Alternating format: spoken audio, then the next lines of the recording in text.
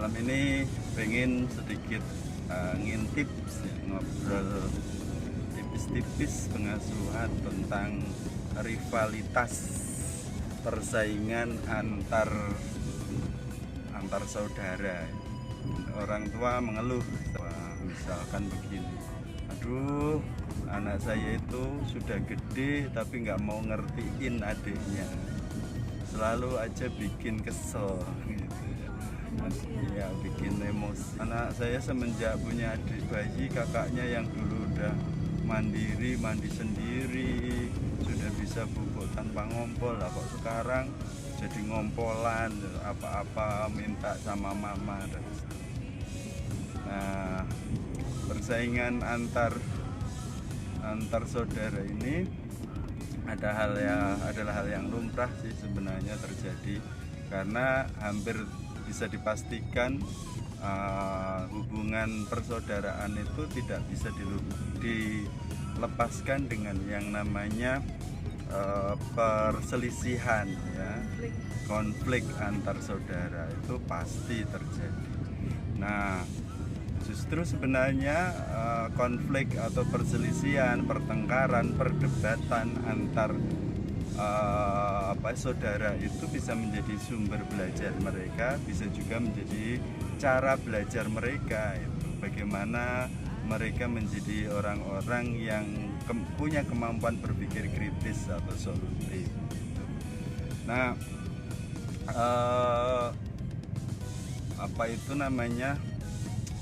pertengkaran, perdebatan, persaingan antar saudara ini kalau tidak dikelola dengan baik, pada akhirnya juga banyak menimbulkan persoalan-persoalan psikologis ya, seperti rasa rendah diri karena diperlakukan tidak adil oleh orang tuanya. Misalkan kakak yang selalu diminta mengalah ke adiknya karena dianggap sudah gede itu, padahal posisinya dia benar. Kemudian persoalan anak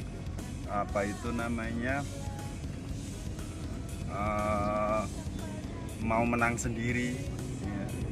Kemudian berkata jorok, kotor, dan seterusnya. Itu adalah persoalan-persoalan psikologis yang kadang orang tua tidak sadari bahwa itu akibat dari bagaimana rivalitas atau konflik antar saudara yang tidak dituntaskan ya, dimana orang tua tidak bisa memediasi ya, pertikaian tersebut, dan cenderung menjadi wasit ya, menjadi tim penilai, kamu benar kamu salah gitu, dan cenderung menyalahkan. Nah,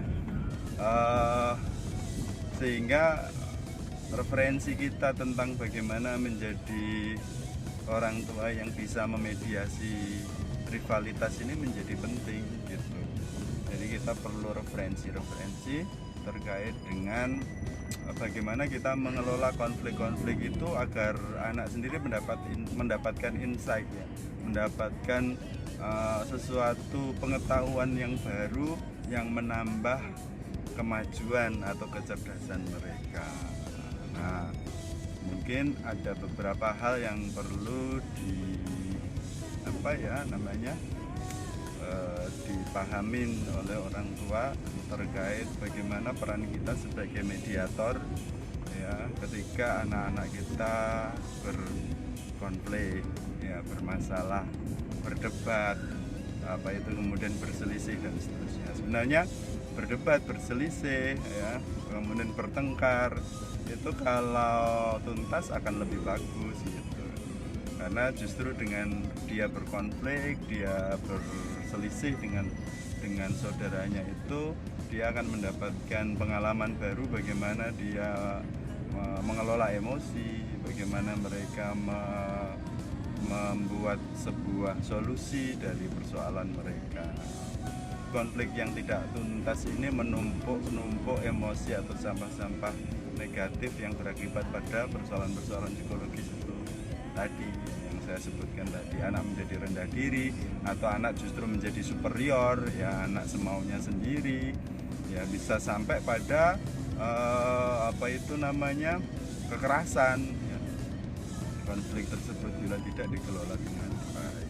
Nah, beberapa hal yang perlu kita persiapkan, misalkan satu, apa itu ketika kita memiliki anak ya, anaknya kita tidak satu, maka kita perlu me time ya.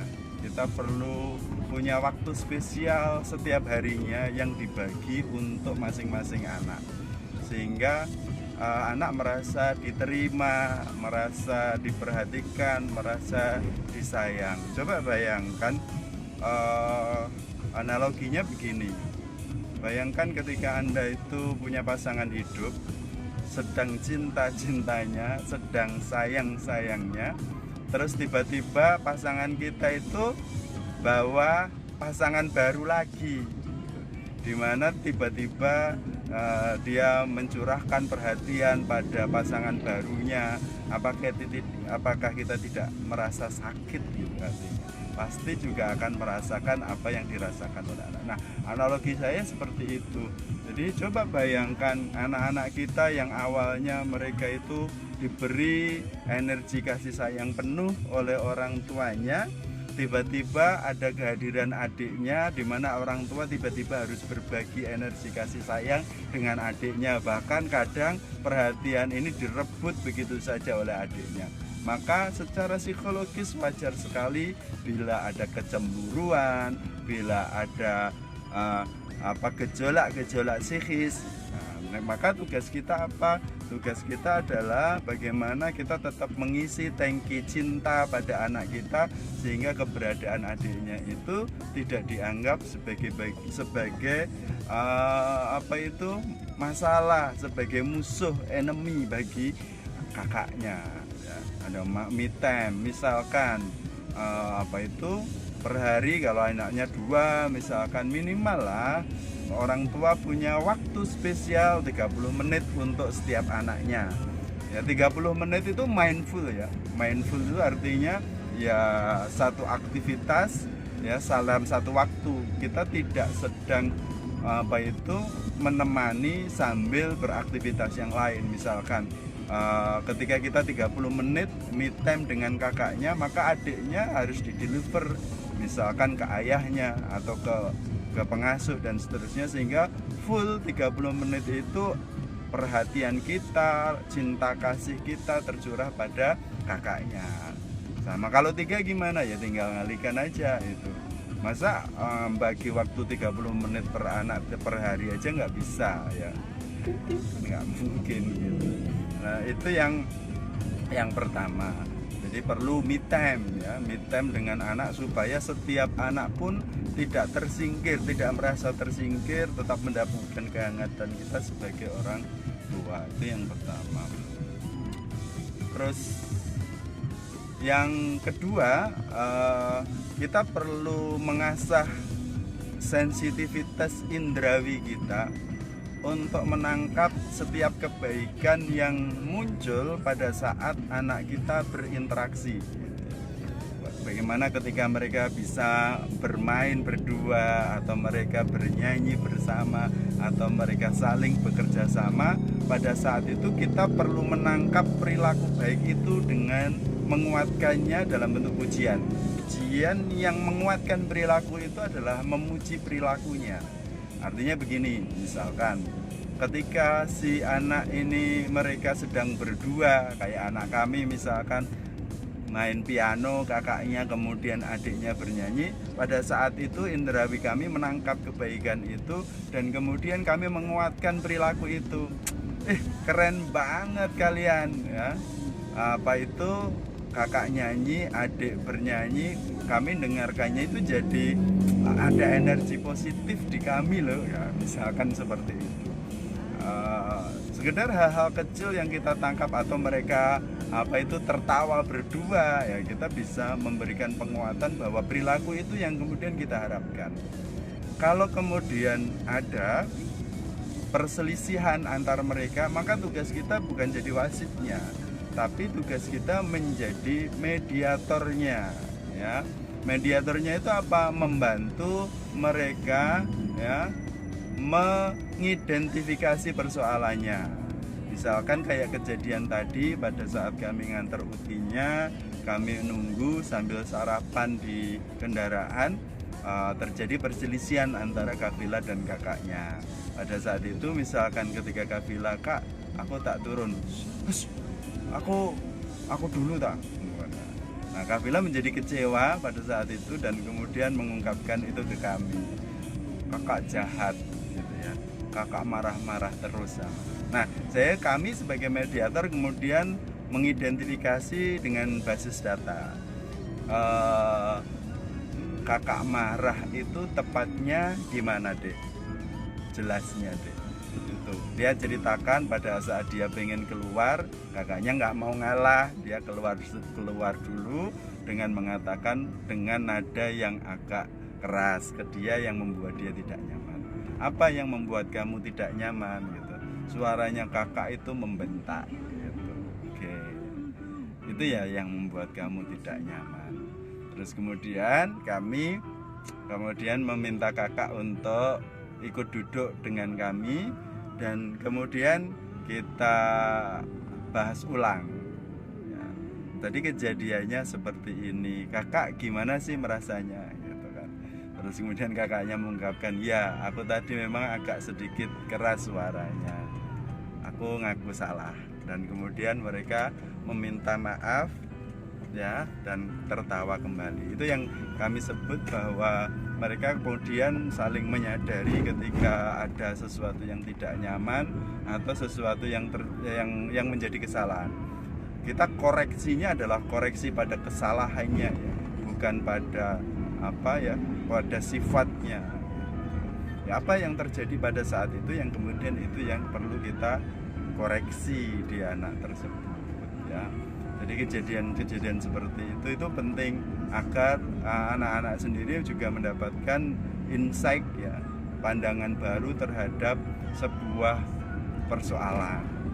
Sama juga ketika Kafila berkonflik dengan Aal, ya dia ngerasa kesel banget dengan Aal karena setiap dia ngomong Aal pasti nirukan. Nah, pada saat itu kami juga kemudian mengajak Kafila untuk mengambil data dari pengalaman dia. Misalkan kami bertanya, apa sih, Dek, yang membuat kamu paling sebel ketika dengan adik itu? Adik itu selalu niruin aku ketika aku ngomong. Aku jadi jadi sebel. Oh, jadi yang bikin kamu sebel itu ketika adik niruin kamu. Oke, tadi selalu ya, Dek. Menurut kamu apakah setiap kamu ngomong adik selalu niruin kamu? Ternyata dia jawabnya tidak gitu. Nah, kira-kira kalau sehari itu adik bikin kamu kesel dengan cara dia niru itu berapa kali sih? Ya nggak banyak sih, Bi. Ada 10 kali, Dek. Enggak. Berapa kira-kira? Ya paling 1-2 kali. Oh, berarti 2 kali ya, Dek ya. Apa itu adikmu bikin kamu kesel gitu. Nah, kalau misalkan 2 kali atau 1 kalinya itu kira-kira berapa lama, Dek? 1 jam kah dia niruin kamu? Ya enggak sih, Bi. Sebenarnya hanya sebentar, paling 2 menit gitu ya. Oke, berarti kan sebenarnya kalau dia 2 menit, kalau per hari dia nirukan 3 kali kan 2 kali 3 ya. Berarti dia nggak sampai 10 menit berarti dia ya, sehari yang bikin kamu itu kesel. Oh iya, berarti kalau misalkan sehari itu 24 jam dia bikin kesel kamu 9 menit, berarti sisanya menurut kamu dia baik nggak sih, Dek? Oh iya baik. Oh iya ya, dia baik ya berarti ya. Aku kok nggak kepikiran kayak gitu ya. Ya seperti itu. Terus kemudian saya akan sempat tanya juga, menurut kamu Aal itu kan masih kecil ya, Dek? Dia itu kan cara belajarnya meniru kan, betul nggak? Oh iya betul. Menurut kamu Aal belajar meniru ketika kakak ngomong ketika kakak ngomong dia niruin kakak itu dari mana ya? Kemudian dia sambil ketawa, iya dari aku sendiri. Nah itu yang kami sebut bahwa kita perlu mengoreksi anak itu sendiri berbasis pada data, mengajak anak untuk mengidentifikasi apa sih sebenarnya yang salah dan menurut kita mana yang tepat. Nah nanti pilihannya tetap di anak ya, mana yang dia merasa paling sesuai, paling cocok, paling nyaman dia lakukan. Itu yang kedua. Jadi yang pertama tadi perlu me time, yang kedua kita perlu memuji perilaku baiknya, mengoreksi perilakunya, menuntaskan setiap anak itu berkonflik atau berdebat dengan saudaranya sampai dia mendapatkan pemahaman yang utuh terhadap hal tersebut. Jadi nggak boleh itu mentang-mentang kakaknya harus ngalah gitu ya, nggak boleh juga itu. Kalau misalkan benar ya harus dibenarkan gitu. Jangan sampai kemudian dengan alasan dia kakak kemudian dia terus suruh ngalah aja gitu. Jadi perlu diperjelas, termasuk kalau misalkan apa sih yang menjadi pemicunya mereka sering rebutan misalkan. Nah bikin aturan sama kakaknya yang jelas supaya nantinya ketika ada konflik dia juga bisa koreksi mana yang salah. Misalkan ketika adiknya tiba-tiba ngambil mainannya, ternyata kakaknya ketika main diletakkan di tempat sembarangan dan kemudian diambil adiknya, ya gitu kan. Nah itu siapa yang salah? Karena sudah ada aturan, kamu letakkan mainanmu di tempat yang aman, ya kamu sendiri nggak menempatkan di tempat aman, dipakai adikmu, berarti siapa yang salah? Nah, kakaknya, seperti itu kira-kira. Kemudian yang ketiga yang juga perlu dipahamin oleh orang tua,